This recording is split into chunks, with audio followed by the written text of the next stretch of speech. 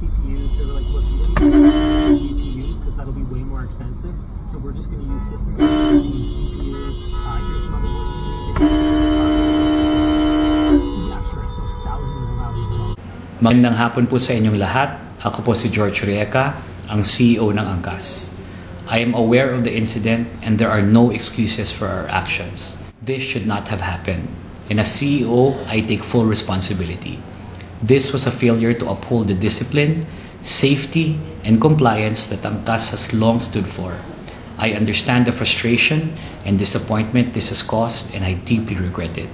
Ako po ay nagpapakumbaba at humihingi ng taus-pusong paumanhin sa publiko, sa ating mga mananakay, sa kapwa motorista at sa mga otoridad.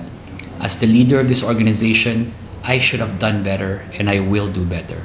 I am fully cooperating with the authorities on this incident. To the hardworking Angkas bikers at sa mga kagulong who uphold discipline and professionalism every single day.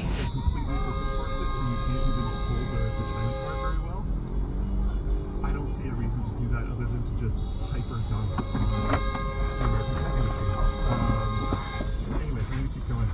Yeah, I've never had people ask before. I've had less than 10 in the last week, and I've had people telling me like, "Hey, sorry to ask, but I'm asking on behalf of like another friend that is really interested in LA." You know, I am personally trying to pressure Wendell to make a video on this so that I can just. Pasensya na po at nadamay kayo. I know how dedicated you are and I owe it to you and to the public to restore your trust. Muli, taus-pusong paumanhin po. I take full responsibility and we will do better.